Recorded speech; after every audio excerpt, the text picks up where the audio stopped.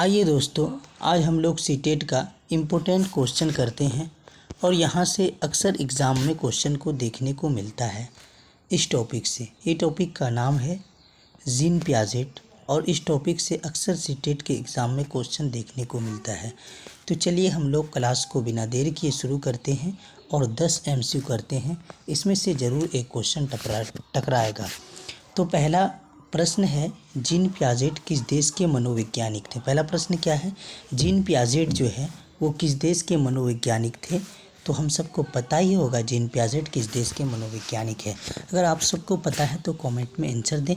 सबसे पहला है नंबर 1, अमेरिका के मनोवैज्ञानिक थे या फ्रांस के मनोवैज्ञानिक थे या स्विट्ज़रलैंड के मनोवैज्ञानिक थे या इंग्लैंड के मनोवैज्ञानिक थे।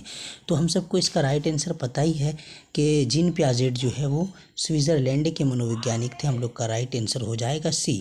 चलिए अगला क्वेश्चन करते हैं। जीन पियाजेट ने बच्चों के किस प्रकार के विकास का सिद्धांत दिया था। जीन पियाजेट ने बच्चों के किस प्रकार के विकास का सिद्धांत दिया था। नैतिक विकास का सिद्धांत दिया था या संगठनात्मक विकास का सिद्धांत दिया था या सामाजिक विकास का सिद्धांत दिया था या शारीरिक विकास का सिद्धांत दिया था।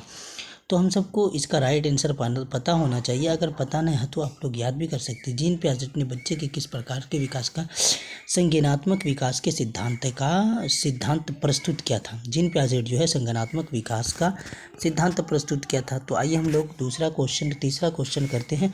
तीसरा क्वेश्चन है, ऑब्जेक्ट परमानेंस की समझ किस अवस्था में विकसित होती है। बच्चों में जो है ऑब्जेक्ट परमानेंस मतलब किसी भी चीज़ ऑब्जेक्ट की समझ किस अवस्था मतलब किस एज में होती है। संवेदन ग्रह अवस्था में होती है या फिर पूर्व संक्रात्मक अवस्था में होती है या मृत संक्रात्मक अवस्था में होती है या औपचारिक संक्रात्मक अवस्था में होती है। तो हम लोगों को इसका राइट आंसर पता ही होगा। नंबर A होगा कि बच्चों में जो है ऑब्जेक्ट की समझ कब होती है, संवेदी ग्रह अवस्था में बच्चों में ऑब्जेक्ट की समझ होती है। आइए हम लोग अगला क्वेश्चन करते हैं। अगला क्वेश्चन क्या है भाई, अगला क्वेश्चन है, बच्चों में कन्वर्सेशन संरक्षण की अवधारणा किस अवस्था में होती है। यानी कि बच्चों में बातचीत करने की सलाहियत अवधारणा किस अवस्था में होती है। तो हम लोगों को इसका राइट आंसर पता होना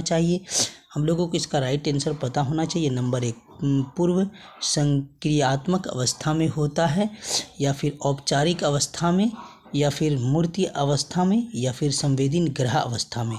तो हम लोग को इसका राइट आंसर पता है, C होगा राइट आंसर। मृत्यु संग्रहात्मक अवस्था में जो है बच्चों में कन्वर्सेशन यानी बातचीत करने की समझ आती है। तो चलिए हम लोग अगला क्वेश्चन करते हैं। अगला क्वेश्चन क्या कहता है, अगला क्वेश्चन कहता है कि पियाजेट के अनुसार समाहरा एसिमिलेशन का अर्थ क्या है। एसिमिलेशन का अर्थ क्या है, पियाजेट के अनुसार एसिमिलेशन का अर्थ क्या है। तो हम लोगों को इसका राइट आंसर पता ही होना चाहिए। नंबर 1 पर है, नई जानकारी को मौजूद योजना में शामिल करना या योजना को पूरी तरह बदल देना या योजना को पूरी तरह बदल ही देना या फिर केवल नकल करना या फिर नई भाषा को सीखना, ये हो सकता है। या इसमें से राइट आंसर हम लोगों का होगा, मतलब योजना को पूरी तरह बदल देना मतलब कोई योजना बनाना अचानक से उसे बदल देना, ऐसा होता है क्या। जीन पियाजेट के अनुसार समाहरा एस्टिमेशन का अर्थ क्या होता है ये पूछ रहा है। तो इसमें समाहरा एस्टिमेशन का अर्थ आपको होता है नई जानकारी को मौजूद योजना में शामिल करना। आइए अगला क्वेश्चन करते हैं। अगला क्वेश्चन है, इकोकोन्ट्रिशम मतलब कि अहं केंद्रिता किस अवस्था की विशेषता है। इकोकोन्ट्रिशम अहं केंद्रित किस अवस्था में विशेषता रखता है। तो नंबर 1, मृत्यु अवस्था में या फिर औपचारिक अवस्था में या पूर्व संक्रात्मक अवस्था में, संवेदन अवस्था में। हम लोगों को इसको राइट आंसर पता ही होना चाहिए। हम लोग को इकोकोन्ट्रिशम जो है वो अकेंद्रित अवस्था जो है वो C होना चाहिए, पूर्व संक्रात्मक अवस्था। तो आइए हम लोग अगला क्वेश्चन की तरफ बढ़ते हैं। अगला क्वेश्चन क्या कहता है देखते हैं। अगला क्वेश्चन है, बच्चा अमृत और वैज्ञानिक सोच कब विकसित करता है तो कब करता है। बच्चा अमृत और वैज्ञानिक सोच को विकसित कब करता है। मृत्यु संक्रात्मक अवस्था में या औपचारिक संक्रात्मक अवस्था में या पूर्व संक्रात्मक अवस्था में या संवेदी ग्रहण अवस्था में। तो इसका हम लोग को राइट आंसर पता ही होना चाहिए। इसका राइट आंसर होना चाहिए B। इसका राइट आंसर बी होगा, औपचारिक संक्रात्मक अवस्था में। तो चलिए अगला क्वेश्चन करते हैं। अगला क्वेश्चन कहता है जीन पियाजेट का मानना था कि बच्चा कैसे सीखता, मतलब जीन पियाजेट का मानना था कि बच्चा सीखता कैसे है, बच्चा समझता कैसे है।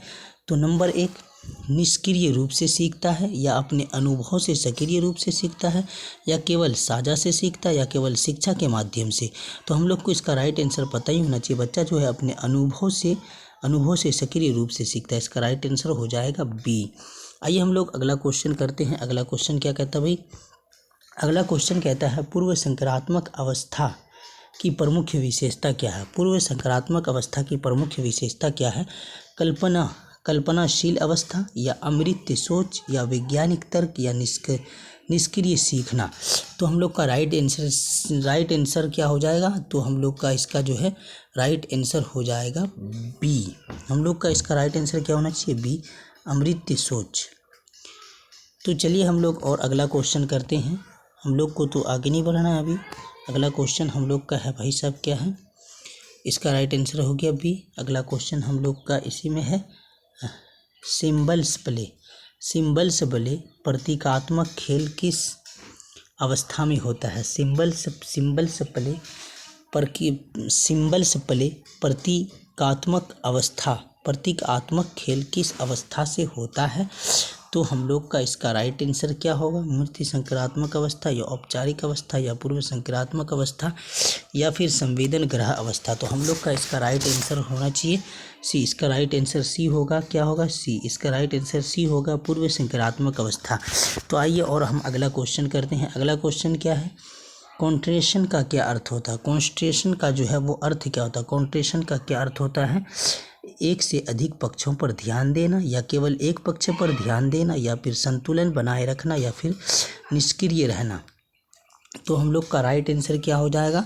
तो हम लोग का राइट आंसर बी हो जाएगा, केवल एक पक्ष पर ध्यान देना। आइए हम लोग अगला क्वेश्चन करते हैं। पूर्व संक्रियात्मक अवस्था में कौन सी सोच नहीं पाई जाती? पूर्व संक्रात्मक अवस्था में कौन सी सोच नहीं पाई जाती? व्यवहारिक प्रत्यक्ष सोच, या व्यवहारिक सोच, या तर्क संगत, या आत्म केंद्रित। तो हम लोग का राइट हो जाएगा तर्क संगीत। तो सी हम लोग का राइट आंसर हो जाएगा। तो आज हम यहीं पे क्लास को ख़त्म करते हैं। चलिए आप लोगों से फिर कल मिलते हैं, कल देखते हैं क्या होता है।